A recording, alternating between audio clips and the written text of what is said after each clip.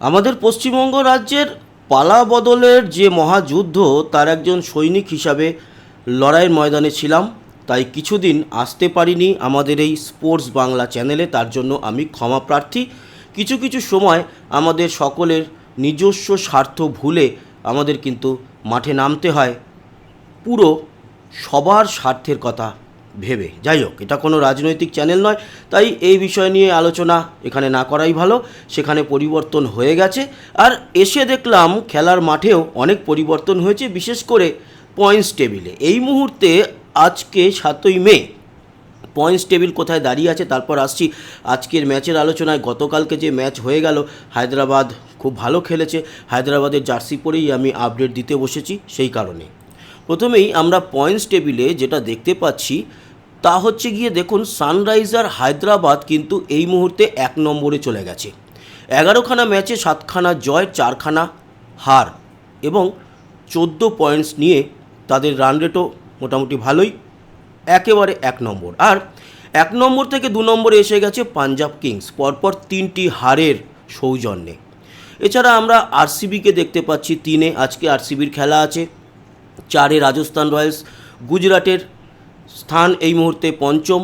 কিছুটা উন্নতি দেখতে পাচ্ছি ফিরে এসে সিএসকে 6 নম্বরে, দিল্লি 7-এ, 8-এ কেকেআর। সেরকম কিছু উন্নতি অবনতি নেই। কেকেআরের অবস্থা 9টা ম্যাচে 3টে জয়, 5খানা হার, একটা নো রেজাল্ট, এই পাঞ্জাবের সঙ্গেই হয়েছিল একেবারে প্রথম ইডেনের ম্যাচে, 7 পয়েন্ট। এছাড়া মুম্বাই অনেক ডাউনফল হয়েছে, আর এলএসজির সঙ্গে আজকে আরসিবির খেলা আছে।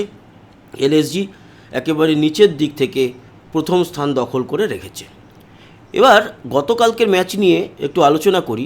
গতকালকের যে নায়ক সে হচ্ছে কিন্তু প্যাট কামিন্স। ও যে 4 ওভারে 34-এর মতো রান দিয়ে 2টো উইকেট তুলেছে, সেই দৌলতেই গতকাল প্লেয়ার অফ দ্য ম্যাচও হয়েছে প্যাট কামিন্স, এবং অসাধারণ বল করেছে। হ্যাঁ, অনেকে বলবে 4 ওভারে 34, কিন্তু 2টো উইকেট যে নিয়েছে, সেই 2টো উইকেট না তুলতে পারলে কাল কিন্তু পাঞ্জাব হয়তো জিতেও যেতে পারত। কালকের ম্যাচের সামারিটা আমরা খুব সংক্ষেপে একটু দেখে নেব, খুব ডিটেল আলোচনা করব না। তারপরে আসছি আজকের ম্যাচের আপডেটে। যে সামারি সেটা হচ্ছে গিয়ে, গতকালকে প্রথমে ব্যাট করেছিল সানরাইজার হায়দ্রাবাদ। 20 ওভারে 4 উইকেট হারিয়ে 235 রান তোলে।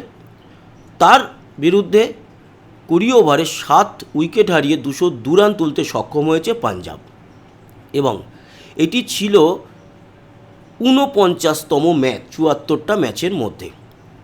এবার আসি প্যাট কামিন্সের কথা তো বললাম। প্যাট কামিন্স 4 ওভারে 34 রান দিয়ে 2টো উইকেট নিয়েছে।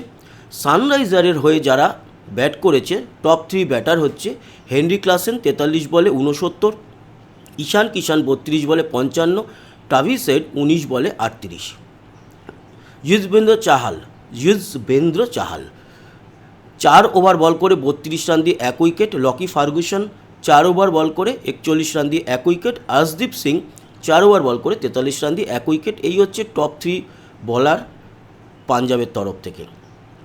পাঞ্জাবের হয়ে টপ 3 ব্যাটার, তার মধ্যে কুপার কনলি কিন্তু একটা অনবদ্য সেঞ্চুরি করেছে, কিন্তু দলকে জেতাতে পারেনি। আর এই সেঞ্চুরিটা করেছে 107 নট আউট ছিল 59 বলে, কিন্তু 7 আর কেউ দিতে পারেনি তার সঙ্গে সেইভাবে।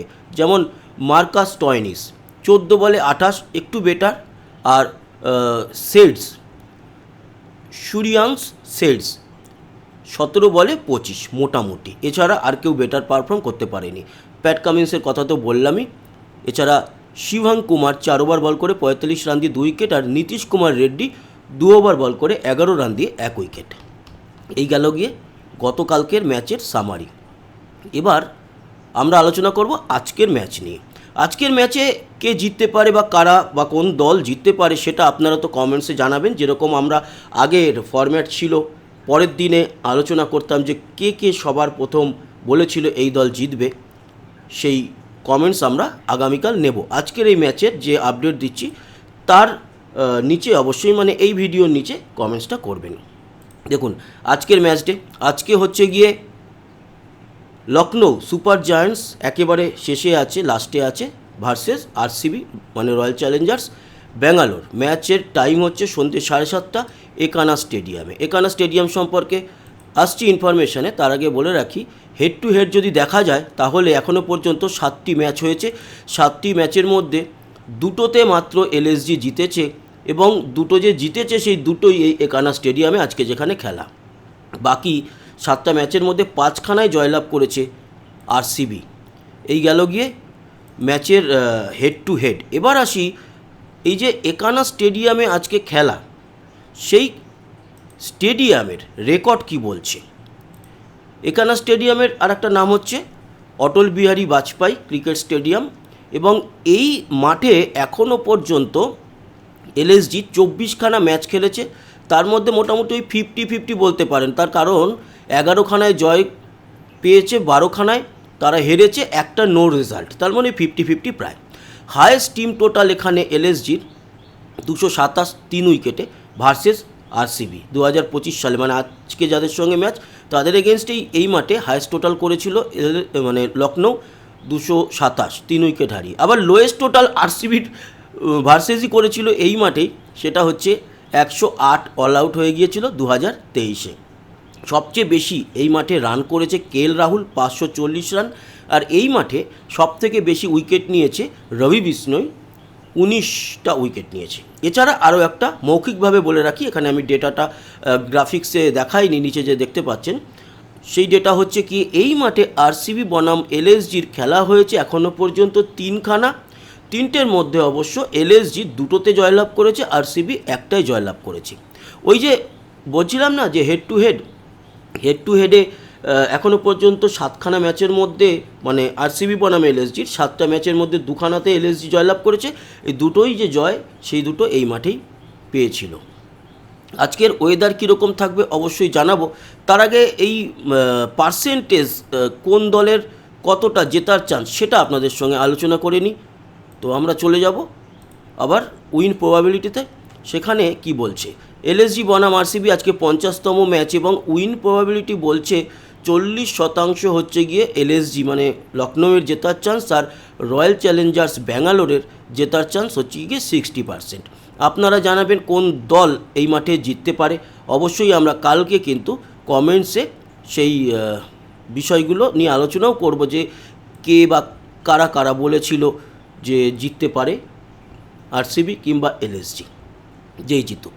আজকের ওয়েদার কীরকম থাকবে সেই বিষয়টা নিয়ে আলোচনা করে আপডেটটা শেষ করব। চলে যাব আমরা লখনৌয়ের ওয়েদার সন্ধ্যে 7টা থেকে কীরকম থাকে দেখে নেব।